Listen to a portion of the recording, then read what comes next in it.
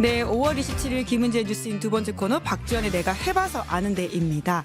정치구단 박지원 전 국정원장님을 모시고 정치 현안을 제대로 들여다보는 시간인데요. 박지원 전 국정원장님 모셨습니다. 안녕하세요. 안녕하세요. 내가 해봐서 아는데 지금 윤석열 정권에서는 절대 모르겠어요. 알다가 정치구단도 모르는 윤석열식 정치. 예. 이것은 정치인가 아닌가? 정치 아니죠. 역시 어거지지 정치구단이 뭐. 모르니까 정치가 아닌 것 같습니다. 어거지지, 어거지. 네. 예, 심지어 그러다 보니까 탈당설까지 나오고 있는데 도통 이게 뭔가라는 생각이 들긴 합니다. 글쎄, 홍준표 대구시장이 시장이 이제 윤석열 대통령을 옹호하는 것인지 또는 디스하는 건지는 잘 모르겠어요. 어떻게 됐든 지금 현재 하는 걸 보면은 윤석열 대통령이 중대한 결심을 할 것 같다. 오. 그리고 그 전부터 윤석열 대통령의 탈당설이 나왔어요. 맞다. 나도 동감이다. 지금 이렇게 대통령을 모시는 참모 국민의힘 같으면은 윤석열 대통령이 탈당해서 나갈 수밖에 없다. 그리고 저는 일찍 예. 이번 총선 결과를 보고 윤석열 대통령이 탈당하고 네. 거국 중립내각 구성을 위해서 영수회담을 해라. 근데 영수회담을 했지만은 그 이상의 변화가 전혀 없어요. 네. 딱 해준 게 2년 만에 공약 하나 지킨 것. 김치찌개, 아이고. 계란말이 해서 공약인가요? 공약이지. 인수위원회 때부터 내가 김치찌개를 잘하니 계란말이하고 해서 한번 쏘겠다 했는데 그것도 2년 만에. 그래서 네. 내가 그랬죠.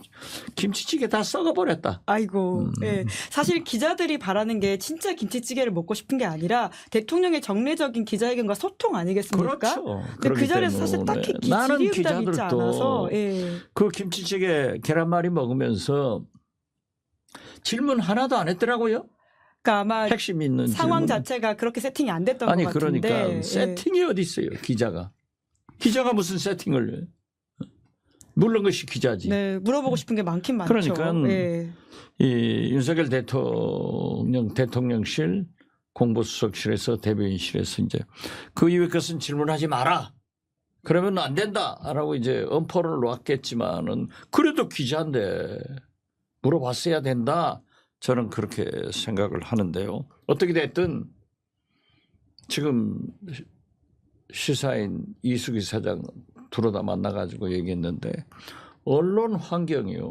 특히 방송 환경이 눈에 보일 정도로 달라졌어요. 어떻게 그렇기 때문에 달라졌습니까? 예. 뭐 방송들이 다 달라. 지금 현재 MBC 하나 위에는 달라진 그 기대를 지키고 있는데 그래서 시사인 같은 정통 언론이 조금 바글바글 더 힘차게 해라. 네. 그리고 다행인 것은 이 유튜브 치보 유튜브가 굉장히 활발해졌어요. 구독자 31만. 네. 구독, 좋아요, 알림 설정. 네. 그런데 지금 31만 가지고 안 돼요. 예, 빨리 지금 보시는 분들 구독 누르라고 해주십시오. 구독 누르고 보지만 좋아요도 마시고. 누르고 알림 설정도 하세요. 어떻게 됐든 저렇게 유튜브 진보 유튜브가 발전하고 있는 건 좋은데 전 모르겠어요. 어떻게 돼가는 거예요? 언론 환경이 안 좋아지고 있다. 예. 네. 그러니까 말씀처럼 지금 뭐 KBS다 뭐 YTN이다 전부 다 진행자들이 웃기는 사람들이 가고 있는 거야. 네. 웃기는 분들이라고 보세요. 그렇죠. 그건 말도 안 되죠. 그렇지만 저는 그래요. 거기에서도 하자. 이렇게 연락이 오면은 대개 우리 민주당 측에서는 거부하는 사람들도 있는데 나가서 해야 돼요.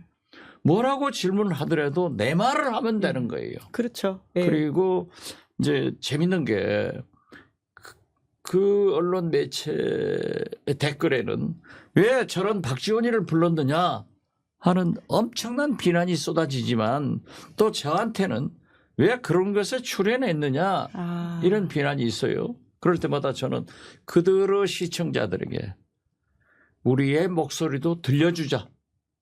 안 빨려가면 되는 거예요.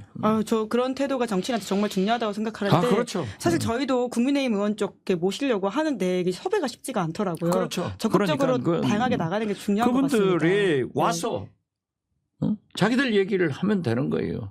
네. 그러니까요. 그러니까 대통령이 이제 그 자리에서 지난주 금요일에 언론의 조언과 비판을 많이 들으면서 국정을 운영하겠다 이렇게 말을 하긴 했지만 말로는 그러지. 예. 그러니까 현안에 대한 질문을 받지 않았는데. 그러니까 나는 윤석열 대통령은 구시신비다. 말은 그럴듯하게 하는데 마음은 아니야. 네. 그래서 사실 그 전날 나왔던 단독 보도가 정호성 전 비서관 기용 사건이었거든요. 저는 그걸 대통령의 입장에서 가장 정확하게 좀 듣고 싶었는데 많이 아쉽더라고요. 글쎄요. 그 문제에 대해서도 많은 언론들이나 저 같은 사람도 방송에서 문제 제기를 했지만은 대통령실의 설명은 없어요.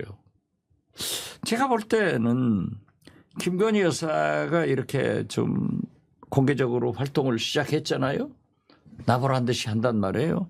그것은 제가 볼 때 이제 친정 어머님이 나오시니까 가석방으로 이제 뭐 내가 울 필요도 없고 내 나간다 하고 나오시는 것하고 아마 윤석열 대통령이 정호성 그 문고리 권력 아니에요 박근혜 3인방 중 한 명이었죠. 3인방 중 십상시 운운하던 그 3인방 문고리 권력을 그렇게 한 것은 이번 총선에서 위기를 당하니까 좀 보수 세력을 더 넓혀보자. 그래서 이미 이명박 정부 때 쓰던 사람들은 많이 등용을 했는데 박근혜 측은 진짜 문고리를 갖다 썸으로써 박근혜 세력하고도 완전히 손잡고 있다. 그래서 보수의 외연 확대 차원에서 했을까? 근데 제가 만난 보수 인사들은 굉장히 좀 의아해하긴 자기들도 하더라고요. 굉장히 그러니까 원장님 훨씬 많이 이제 또 보수 들으실 텐데. 인사들 그러잖아요. 요즘 방송도 TV도 안 보고 신문도 안 본다. 자기들도 부글부글 끓는 거예요. 어쩌다 우리가 저런 사람을 데려다가 대통령 후보로 만들어서 당선시켰을까? 이게 창피한 거죠. 그러니까 여당에서도 김용태 최고위원 같은 경우에는 기괴하다라는 말을 국민들이 하실 것 같다라고 이야기하기도 하고요. 그건 너무 심한 것 같아. 당신이 수사에서 구속한 사람인데 아니 박근혜 이명박 대통령은 전직 대통령이니까 국민 여론도 있고 일종의 전직 대통령에 대한 예우 차원에서도 그럴 수 있는데 이러다가는 최순실도 아직 감옥에 있긴 합니다. 사면 복권해가지고 청와대로 들어가는 거 아니에요? 대통령실로? 네, 지금 이름 바꿔서 최서원 씨. 최서원 난 뭐 알아요. 최순실이가 더 좋지 뭐. 아니 그런데 그 따님이 왜 다 쓰면서 우리 엄마는 용서 안 하냐 하고 따졌더라고요. 네. 그러다 보니까 야당 안에서는 이제 탄핵 대비용이냐 이런 지적들이 많던데요.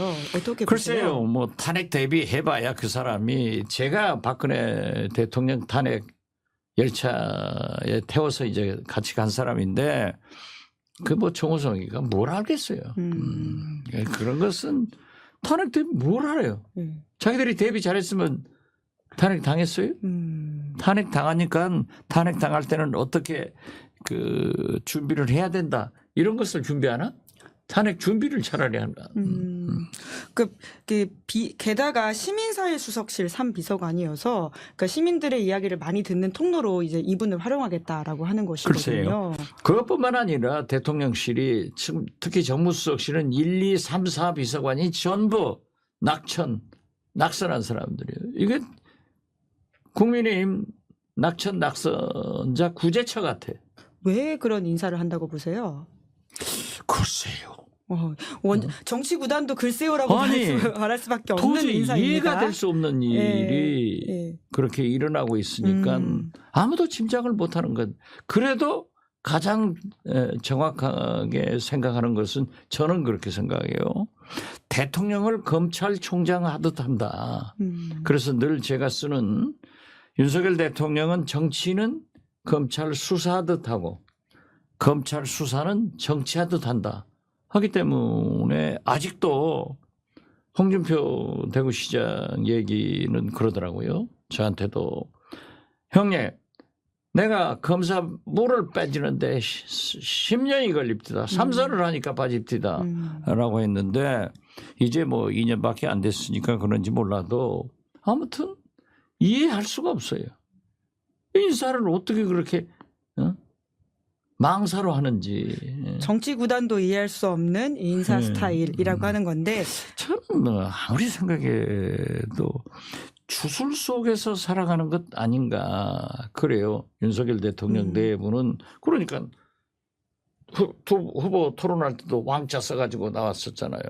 그런데 그 아주머니 할머니가 써주신 거라고 변명하긴 했습니다. 뭐라고 했건 어떻게 됐든 그건 참 그래 그 관상 풍수 보신 분들이 얘기하는 거나 김건희 여사가 스스로 서울소리 기자하고 얘기한 바에 의하면 내가 무당보다 굿은 더 잘 알아 하는 식으로 하기 때문에 어떤 그 영적 세계가 그런지 실제로 생활도 주술 속에서 살아가고 있는지 아무튼 달나라 사람들이야. 네. 네. 총선 끝나고는 이제 좀 정치를 하겠다 이렇게 그렇죠. 대통령이 말했다고 네, 조선일보가 보도하지 하겠다 않았습니까? 이렇게 했는데 네. 정치는 지금 보세요. 아니 국민연금 이재명 대표가 큰 정치를 위해서 국민연금 좀 일정 부분 21대 양보하겠다. 국회에서 예. 통과하기 위해서 영수회담하자. 꼼수로 딱 거절해버리잖아요. 그러니까 이재명 대표가 통큰 양보로 44% 뭐 이런 거 다 받겠다 해도 또 사정을 달아서 넘겨버린단 말이에요. 이건 정치가 아니죠.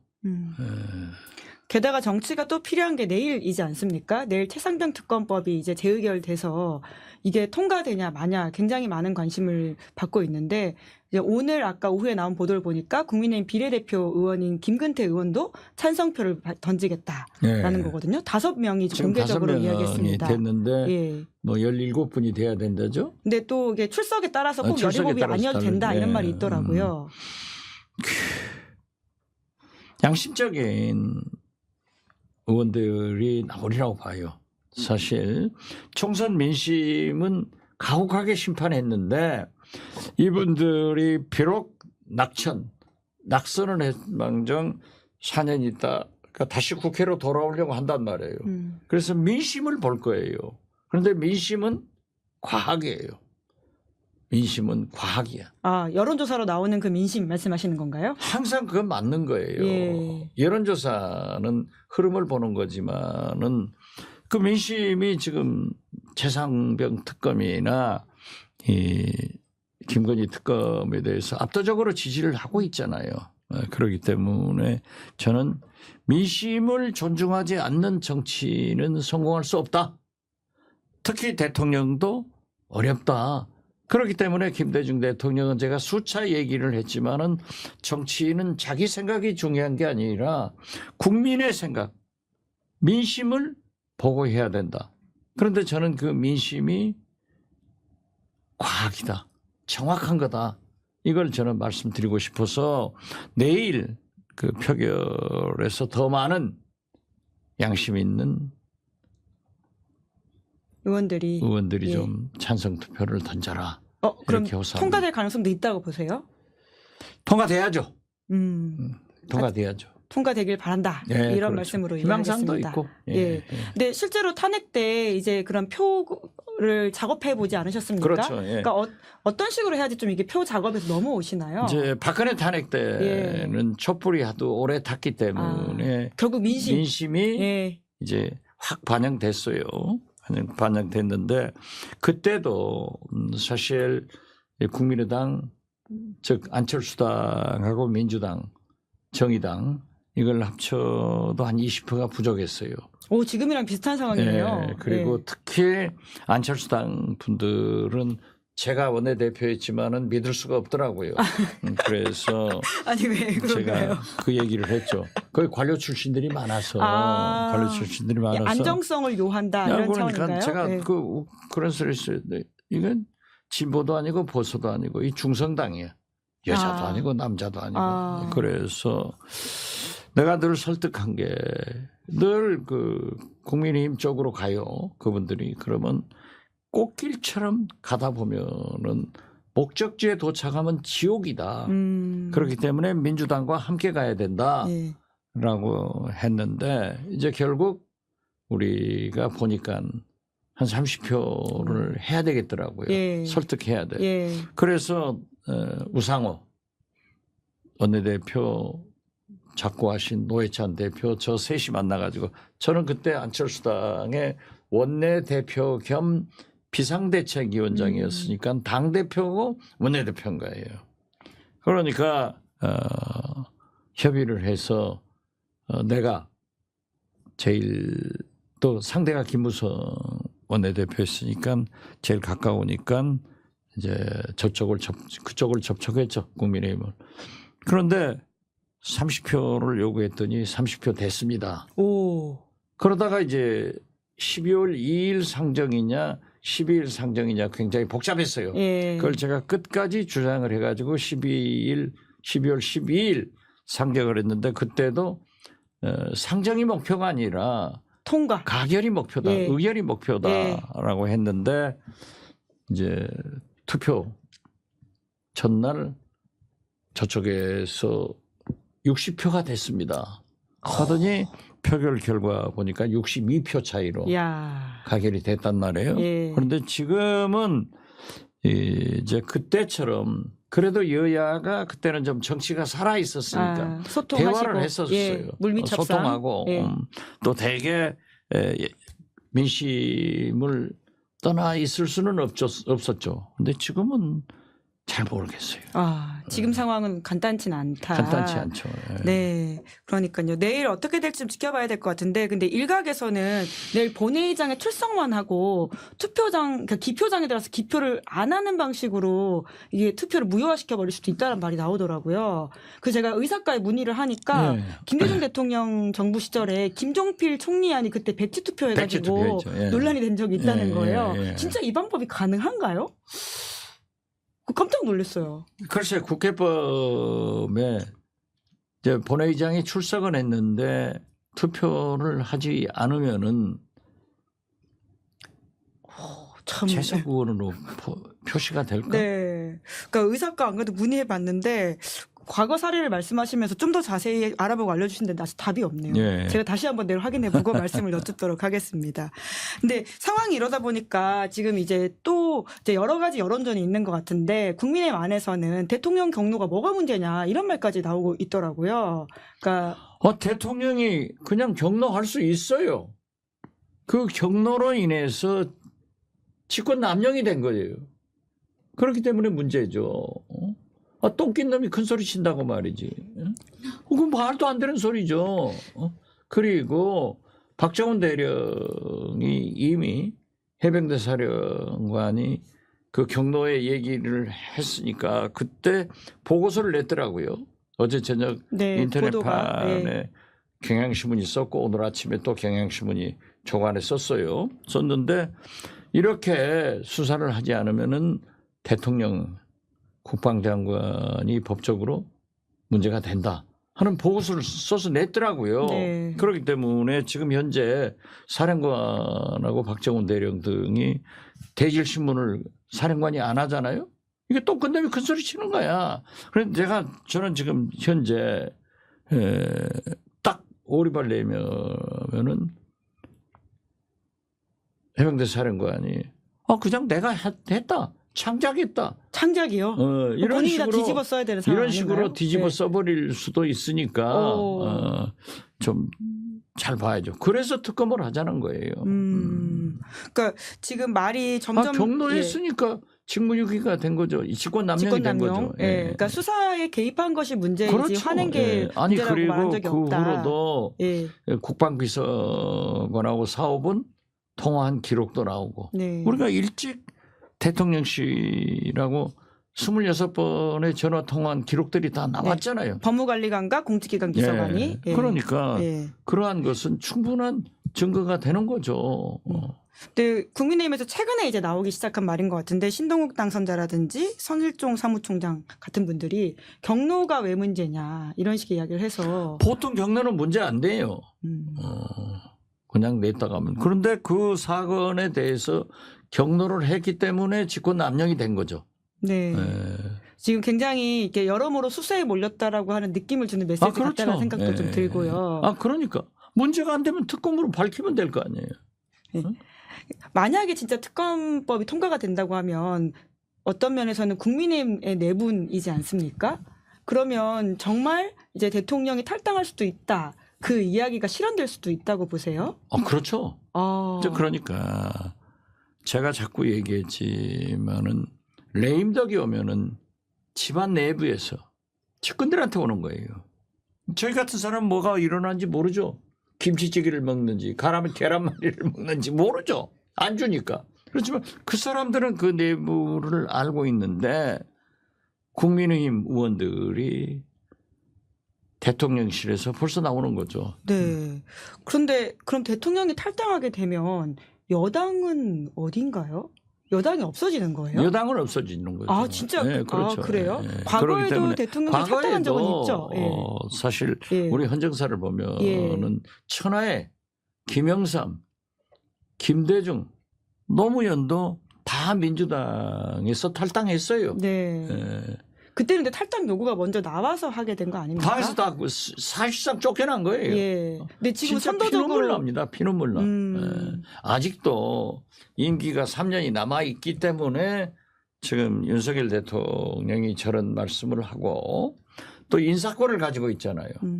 그렇기 때문에 검찰 조직 같은 또 군대 조직 같은 것은 인사권 때문에 눈치를 보고 하지만은 이미 정치권에서는 사실상 범을 터진 거죠. 레임덕이죠.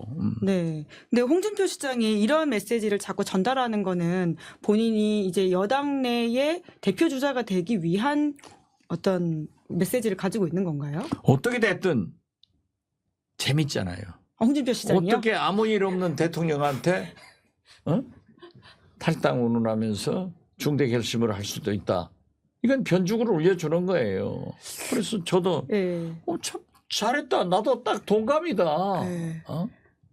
그렇게 하면서 지금처럼 대통령실이 국민의힘에서 대통령을 모시면은 쫓겨날 수밖에 없다. 이런 의미예요. 근데 약간 홍준표 시장의 이야기는 오히려 대통령이 이게 탈당을 먼저 할 것이고 너네 좀 두고 봐라라는 느낌인 것 같은데요. 뭐 그런 느낌이고 저런 느낌이고 멀쩡하고 잘하고 있는 대통령한테 그런 소리가 나왔겠어요? 어떻게 됐든 잘못하고 있고 문제가 있기 때문에 거기에 빙자해서라도 사실 어떤 의미에서 보면은 윤석열 대통령 편을 들어주는 척하면서 조져버린 거 아니에요. 그럼 본인한테 도움이 안 되는 거 아니에요? 그 계산했겠죠. 왜냐하면은 지금 현재 이 국민의힘 차기 당대표 여론조사를 보더라도 한동훈 전 비대위원장이 압도적으로 높고 그 다음 유승민 아니에요. 또 차기 대통령 후보로도 이재명, 한동훈 이런 순서이기 때문에 지금 좀 겁나죠. 겁나니까 홍준표 시장은 본인이 잊혀질까봐 그렇죠. 대권 레이스에서 그렇기 때문에 이번에 이제 TK 통합론 500만을 거느리는 그런 얘기를 했지만은 어떻게 됐든 그 내부에서 대통령의 중대 결심 탈당론이 나왔다고 하는 것은 잘하면 나왔겠냐 이거죠. 잘 못하니까 나온 거예요.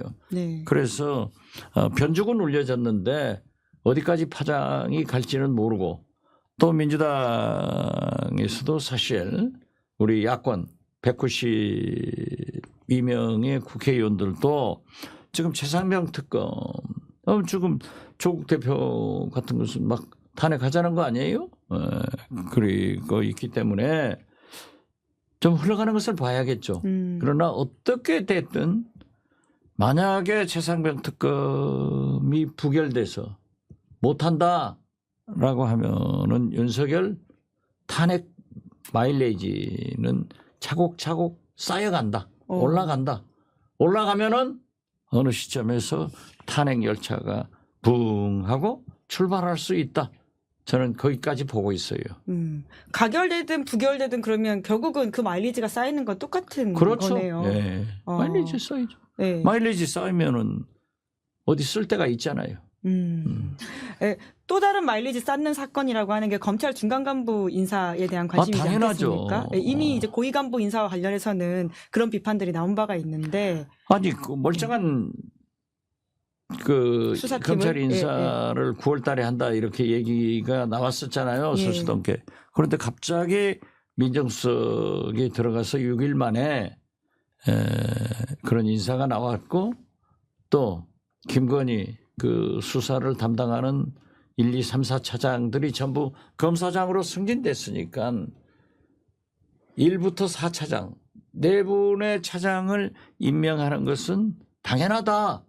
그렇지만은 실질적으로 수사를 하고 있는 부장들까지 손을 댄다고 하면은 이건 그 수사 방해 아니냐라고 네. 했는데 오늘 보도 어제부터 보도 보면은 그 수사 라인은 유임한다. 유임할 수도 있다. 예. 그러니까 윤석열 대통령은 이 수사에 대한 귀재니까 그런 수사 잘 빠져내봤잖아요.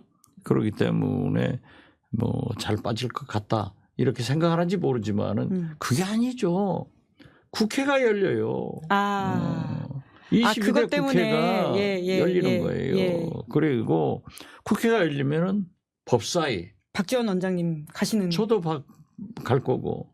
그러면 이제 법무부 장관, 검찰총장, 서울중앙지검장은 국회 출석해서 따져 물으니까 이게 그렇게 쉽게 넘어갈 일은 아니에요.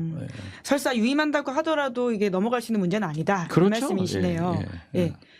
다음 주에 뵐 때는 이제 당선자 신분이 아니라 이제 의원님이시니까 더욱더 뜯어묻도록 하겠습니다. 아니 그런데 보세요.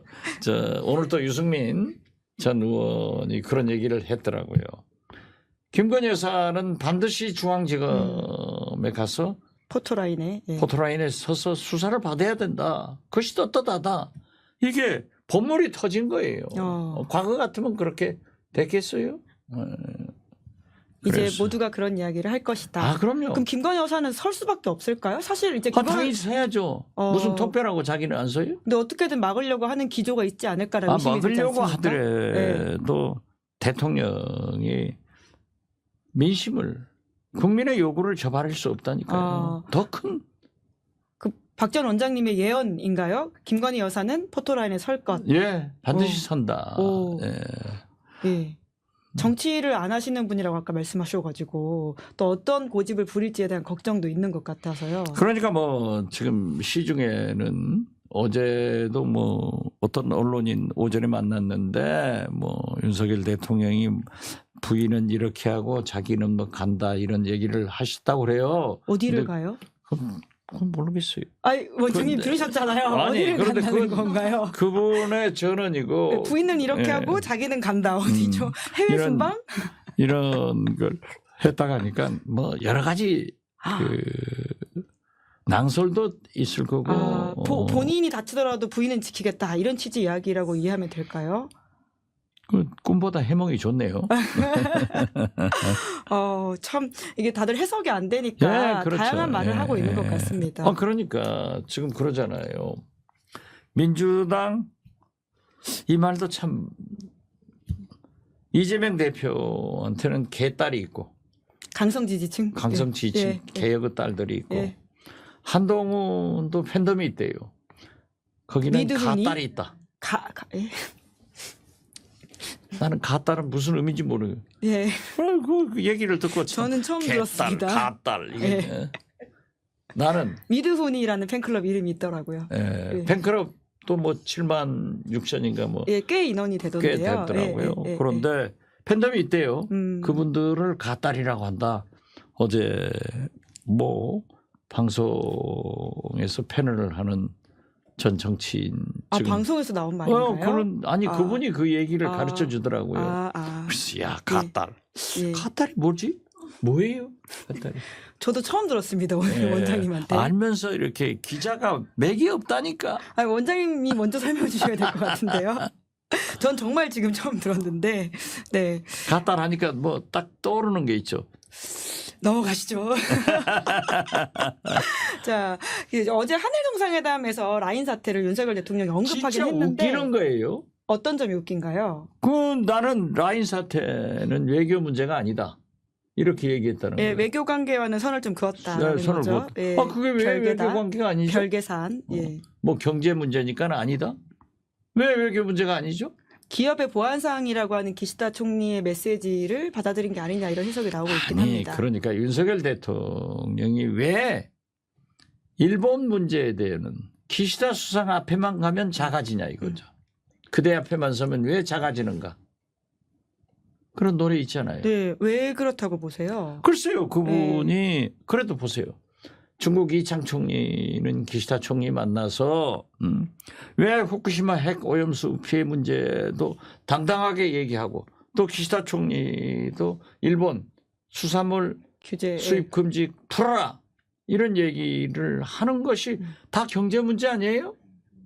그런데 라인 그 문제도 굉장히 우리 경제 네이버를 보호하기 위해서 당연히 해야죠. 네. 그런데 그건 아니다 해서 나는 참 윤석열 대통령은 기시다 일본 총리의 대변인 같아.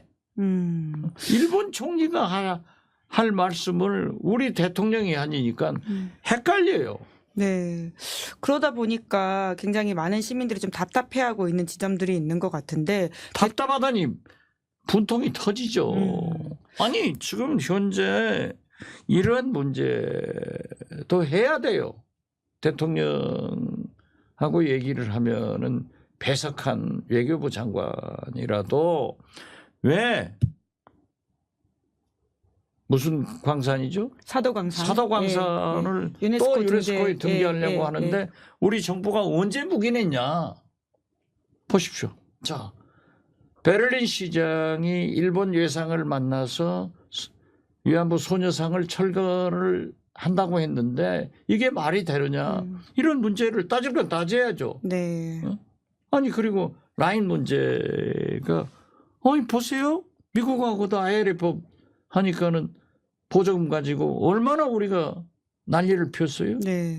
이건 단순한 경제 문제가 아니에요. 경제 문제가 외교예요. 그래서 저는 그러한 것은 아주 잘못하고 있다. 그렇게 봐요. 네. 아까 말씀하셨던 연금 개혁안 이슈도 짚어야 될 것 같은데. 당연하죠. 예. 그러니까 이번 21대 안에 그럼 지금 통과 가능성은 좀 낮아졌다고 보시는 거죠? 그러니까 김진표 의장도 예. 본격적으로 나섰고 사실 어떤 의미에서 보면요. 이재명 대표의 큰 정치가 시작되는구나. 자, 우리가 양보할 테니까 이 문제에 대해서 영수회담을 합시다. 저는 오늘 당장이라도 대통령이 만나라. 둘이 만나서 합의를 하면은 연금 계획이 금년 내로 이번 임시국회 예, 21대 안에 21대 국회에서 되잖아요. 29일까지죠. 예. 연세대학교 양재진 교수 같은 분은 국민연금이 빨리 합의가 돼야 하루에 1,000억씩 그런데 어제 어떤 신문에 보니까는 850억씩 손해가 단다고 그러더라고요. 어떻게 됐든 빠른 처리가 필요하다. 빠른 처리가 예. 필요한데 예. 동아일보 사설이 그 전전날 44% 45%인데 44.5%라도 합의를 해라. 그런데 이재명 대표가 만나자 하고 통큰 정치를 시작했는데 딱 거절을 해요. 그러니까 이재명 대표가 그럼 정부안 대통령안을 44% 수용하겠다. 하니까는 구조개혁을 들고 나오면서 또 최상병 특검 통과시키려고 본회의 열려고 본회의는 여는 건데 그래서 저는 이 문제가 해결하지 못하고 넘어가면은 저는 윤석열 대통령의 개혁에 대한 의지가 없다. 그렇게 봐요. 사실 의대 정원만 하더라도 일방적으로 1,500 몇십 명 지금 전남은 빼놨어요. 그러한 것을 가지고 넘어가니까 전공이 안 돌아오잖아요. 대법원 판결 기다리겠다는 거 아니에요? 예, 그런 어떻게 됐든 일방적으로 통보를 해서는 안 돼요. 이해 당사자와 소통을 해서 합의를 해야지. 그런데 의대 정원도 이렇게 해서 오늘도 저도 병원에 갔다 왔습니다만은 안과에 가서요. 대학병원에 가서 한 시간 동안 기다렸어요. 아이고. 그런데 전공의가 안 돌아와서 그렇기 때문에 지금 얼마나 국민들은 피해예요. 지난 주말에 제가 해남안도 진도에 있는데 거기 해남 아주머니 한 분이 유방암이 발견돼서 전이가 되고 있다는데 병원을 못 간다 이거죠. 잡힐 수가 없으니까. 그런데 저한테 좀 해달라고 그래요. 저는 또 어디 가서 해요? 그런 문제가 있는 지금 국민이 난리인데 이것도 그러지만은 국민연금은 돈이 고갈되잖아요. 네. 이런 문제를 큰 정치를 하자고 합의하자고 해도 꼼수로 뻗어버리고 통 큰 양보를 이재명 대표가 해도 또 사족을 즉 구조조정을 모수를 합의해서 통과되면은 구조조정은 그때부터 하는 거예요. 그래서 이건 굉장히 윤석열 대통령이 또 하나의 탄핵의 마일리지를 쌓아가고 있다. 저는 그렇게 봅니다. 국민의힘 쪽에서는 어차피 안 될 것 같으니까 책임 떠넘기려고 저렇게 하는 거다. 이렇게 속셈, 꼼수라고 인식을 하던데요. 그건 어떻게 보세요? 우리한테요. 예, 그러니까 이재명 대표가 갑작스럽게 이렇게 뭔가를 진행시킨 거는 어차피 안 될 것 같으니까 책임 떠넘기려고 하는 거다. 이런 주장을 하더라고요. 하자는데 왜 정부안을 받아서 44% 그대로 하자는데 정부안대로 하자는데 뭐가 책임을 떠넘기죠? 그건 아닌 것 같아요. 그건 아니고 이재명 대표로서도 192석의 거대 야권의 지도자로서 민생을 또 국민이 가장 걱정하는 국민연금에 대해서 개혁을 하자 하고 넘어가자. 그리고 22대 국회에서의 부담도 줄여주는 그런 결과가 있으니까 그런 거 하는데 어떻게 됐든 윤석열 개혁은 의대도 국민연금도 안 되고 있잖아요. 거기다 교육, 노동 이런 것들이 어떻게 되고 있냐고요. 그래서 저는 이러한 개혁 문제를 대통령이 하려고 하니까 안 되는 거예요. 그걸 국회로 넘겨서 국회에서 여야, 전문가 그리고 이해 당사자들과 소통을 해서 합의해서 하면은 개혁이 된다. 국회로 넘겼으면 좋겠다 하는 얘기를 거듭합니다. 네. 뭐 시간이 다 돼가지고 끝으로 요 현안만 하나 여쭈면서 마무리하면 될 것 같은데 오늘 아침에 또 최고위 이제 백불할 때 기자들이 물어본 질문 중에 하나가 양문석 당선자의 막말 논란에 대해서 좀 이렇게 당 차원의 논의가 있었냐 하니까 그런 건 없었다라고 하더라고요. 그 박지원 원장님은 좀 그런 사건 어떻게 보고 계시는지도 궁금합니다. 글쎄요. 우상호 의원께서 하신 말씀이 건강한 말이에요. 그리고 설사 양문석 의원께서 그러한 생각을 가지고 있더라도 그렇게 막말로 해버리면은 되겠느냐? 그러면은 중진들이 당 선배들이 무슨 말을 하면은 일제히 또 인신공격성 하기 때문에 하면은 말문이 막혀요. 그렇기 때문에 저는 같은 표현도 좀 순화해서 했으면 좋겠다. 양문석 의원도 우선배 그렇게까지 하실 필요는 없지 않습니까 하고 완만하게 표현했으면 좋았을 건데 그걸 그렇게 비난을 해버리니까 그래도 다행인 것은 우상호 의원이 지금 현재까지 거기에 대해서 코멘트하지 않는 것은 어른스럽다. 그리고 당의 개인적 의견은 얼마든지 언론과 튀어야 토론이 되고 그리고 당이 건전하게 발전한다. 저는 그렇게 봐요. 그래서 종부세 문제만 네네. 하더라도 저는 종부세를 유지해야 된다고 생각해요. 저도 종부세를 내는 사람이에요. 오, 아파트 단독? 한 채 가지고. 박지원 원장님 종부세 내신다고? 그렇죠. 예. 제가 노무현 대통령 때 전라남도 제가 목포 국회의원 할 때 전라남도에 보니까 종부세 납부하는 사람이 세 사람밖에 없더라고요. 전라남도 전체 3명이요? 네. 네. 그래서 나는 여의도 아파트 한 채 가지고 종부세를 냈으니까 제가 그랬죠. 내가 전라남도 4대 부호다. 아, 그런데 아마 지금도 몇 대 부호 들어갈 거예요. 전라남도에서는. 그런데 어떻게 됐든 가진 자는 세금을 내야 되기 때문에 찬성합니다. 그렇지만은 그 자기 의견으로 지금 이걸 한번 생각해 볼 때가 됐다. 이런 얘기를 하는데 너 나가라. 저쪽 국민의힘으로 가라. 이런 것은 민주정당이 아니다.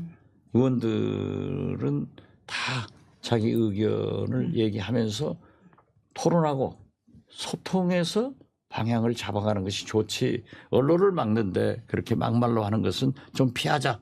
이렇게 말씀드립니다. 네, 중진으로서 또 박지원 원장님이 다음 주부터는 이제 국회에 들어가서 하셔야 될 역할이 더욱 많을 것 같다라는 생각이 듭니다. 지금은 무서워서 못 하겠어요. 아이고, 박지원 아니, 원장님이 무서우면 아니, 어떡합니까? 지금 아마 이 정치 구단도, 예. 댓글에도 좀 제가 이런 말을 한 것에 대해서 굉장히 안 좋은 그런 댓글이 나올 거예요. 지금 그렇지만, 당장은 예. 우선 보고 있습니다. 예. 예. 그런데 그러면 안 된다 이거죠. 저는 이 우원식 국회의장이 경선에 이겼을 때 우리 민주당이 굉장히 건강하다는 것을 입증했다. 그리고 오히려 우원식 의장 후보가 이재명을 살렸다.